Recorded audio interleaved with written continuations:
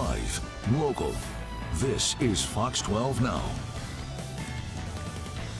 Hello, everyone. This is Fox 12 Now. I'm Greg Nibbler. Thank you very much for joining us. We are live streaming here out of the Fox 12 Oregon newsroom. This is something that we do every weekday, 11 a.m., 1 p.m., covering a wide range of topics. Right now, though, we're talking about the Oregon Department of Transportation, and in particular, some layoffs that they are facing, some layoffs that have occurred, some layoffs that have been delayed by Governor Kotek until September 15th.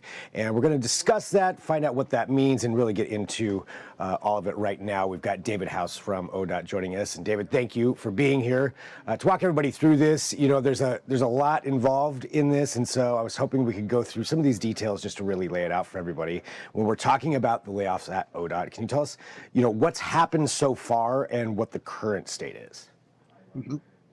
Well, leading up to the legislative session and the end of the biennium, the 2023-25 biennium ended June 30, we had been holding many positions open, people leaving through retirement or taking other jobs or promotions within the agency. We'd been leaving up to about 449 positions were still open.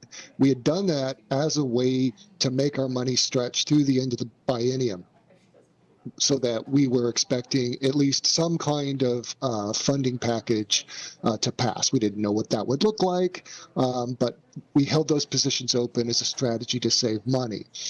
Then when the legislature did not pass any kind of funding package at the end of the session, it meant that we had to not only leave those 449 positions unfilled, but we estimated within about a week or so that about 483 other positions would need to be laid off by the end of July in order to close the funding gap.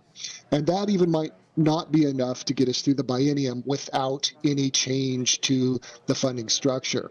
So that process began earlier this month, and just yesterday we got news to extend that layoff date to September 15th. That's helpful in many ways. It helps with the logistics of such a huge layoff. There's also a bumping process. There are two unions represented, many of the employees in those layoff lists, those position lists. And so we are going through that process already. This gives us more time logistically to do that. The other good news for this delay is that there is a special session scheduled for August 29, and this potentially could lead to us not needing to lay people off. So that would greatly ease or prevent any kind of transition, whatever happens. We don't know what will happen. We'll be waiting on the legislative direction to see where we land. But this is very helpful to us and to Oregonians to not see this abrupt drop in service levels immediately starting next week. We get some breathing space there. That's good. So you're going to have a little bit of extra time. You know, as you mentioned, we'll see what happens with this now that delay has been there. We'll see what kind of legislative action comes out of that, if any. But when we do talk about the layoffs, say it doesn't come through. You know, if these layoffs do occur and that funding doesn't come through, what kind of an effect will that have on your ability to handle, say, emergency situations like this winter or whatever else may come up? So these positions are funded directly through the State Highway Fund and the funding mechanisms that go with that. That's the fuel tax and a few other things. Without a change to that funding structure, the money simply isn't there. It would be quite an abrupt change. It would be a noticeable, abrupt change. Now, leaving those 449 vacancies over the past year and a half has been a gradual change. I mean, in some ways, we've had to cut back here and there on services. That may not be as noticeable as this abrupt change. So the immediate effects would be our ability to respond at normal times to crashes and other incidents where we need to redirect traffic around a crash or a fire, be that a structure fire or a wildfire. Our ability to assist fire, law enforcement, and other activities, utilities, everything that happens on a state highway, our ability to respond and assist in traffic direction would be immediately impacted. Coming in the winter would be even bigger impacts because the same group of people in maintenance are the same crews that do the de-icing do the gravel spreading, and do the plowing when we have weather incidents. Some of that is basically solid work on the mountain passes. And then we also have, of course, snow events that can hit lower elevations. In normal times, those are very, very challenging and stressful times for ODOT crews. It means shifting to these 12-hour shifts in order to try to keep up with plowing at lower elevations. If we have a reduced crew, that impact, that delay, the length of time to get highways cleared again will increase. So that's the impacts that we would see this year if we have to go forward with these layoffs. And so that's something directly that everybody would notice, obviously, right away, with those different ways that would be affecting that. Yes. Looking at, for ODOT currently, right now, at the state that you're at, for any kind of emergency situations going on around the state. I know there's wildfires. I don't know if those are affecting highways or not, but would that be something that you could, in theory, respond to if a wildfire were to be involved or affect a highway? Well, anything that requires redirecting, detouring traffic, or closing a highway, we need ODOT crews. There just aren't enough firefighters or law enforcement agencies. They don't have the crews to do in a major incident to cover, for example, all the entries and exits to a segment of highway. That takes a lot of people. People and vehicles who can get to the scene on time. So if we have fewer people spread further apart available to cover an incident, it will make those things more difficult, more challenging. It means pulling resources from other places that are already reduced service levels in order to deal with an emergency.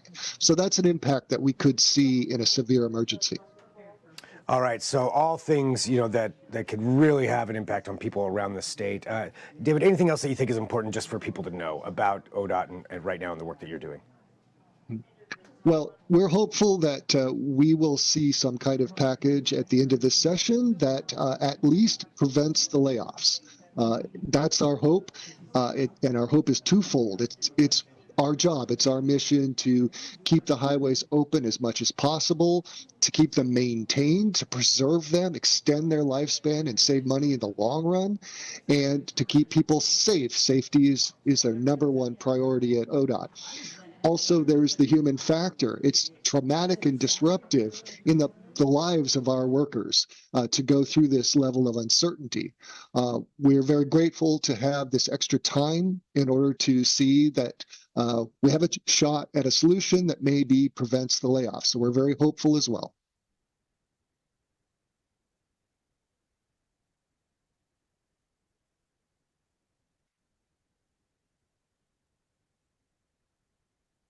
I'm sorry, I can't hear you. You must be muted.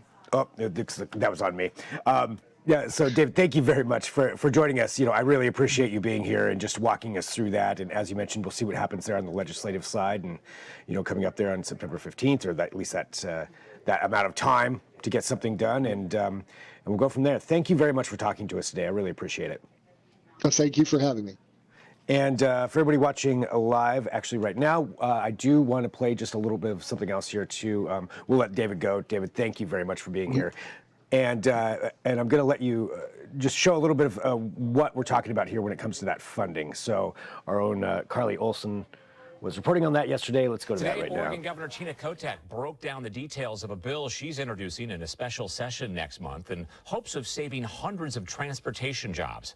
This comes after the legislature failed to pass a previous bill which would have created one of the largest tax increases in Oregon history while covering a budget shortfall for the Oregon Department of Transportation. Fox 12's Carly Olson brings us the details and more from an employee who worries for her job.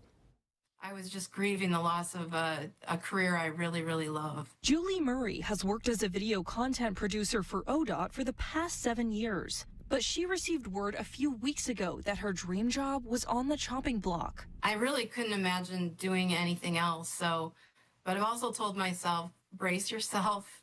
you may have to do something else, and that's really hard to swallow right now. Now, Governor Tina Kotek is calling for a special legislative session on August 29th in hopes of passing a transportation bill that will cover ODOT's $354 million budget shortfall and prevent nearly 500 layoffs. I am confident that next month legislators are going to show up. They're going to approve the necessary funding for the state's transportation needs. The bill would increase the current 40-cent per gallon gas tax by 6 cents, increase car registration fees by $42, and title fees would raise by $139. House Republican leader Christine Drazen responded to the announcement of the special session, saying in part, this could have been prevented if Democrats had come to the table and considered House Republicans' alternative plan to fund ODOT by refocusing existing revenue instead of adding billions of dollars in new taxes on struggling Oregonians. Marie worries about her future and health care.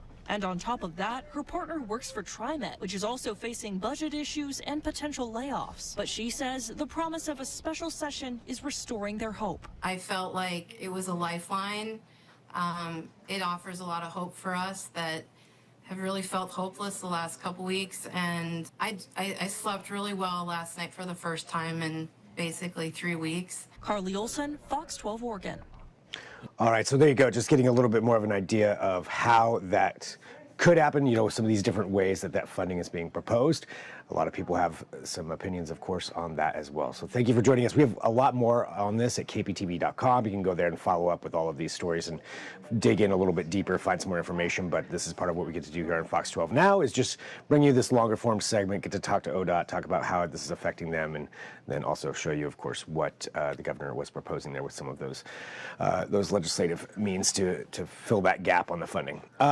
Again, Fox 12 Now, we live stream here out of the Fox 12 Oregon newsroom. I appreciate you joining us. We'll be back live at 1 p.m. You can join us. We've got a lot that we're covering today, including talking about cougars. You probably saw there was a cougar attack in the state of Washington. We're going to talk to Oregon Department of Fish and Wildlife just about what you should know just in case when you're out there, because there are over 6,000 cougars in the state of Oregon, so something to be aware of there. And there's plenty more that happens during the afternoon as well. If there's breaking news, this is also the place to go. So thank you for joining us. I'll talk to you soon. I'm Greg Nibbler. This is Fox 12 Now.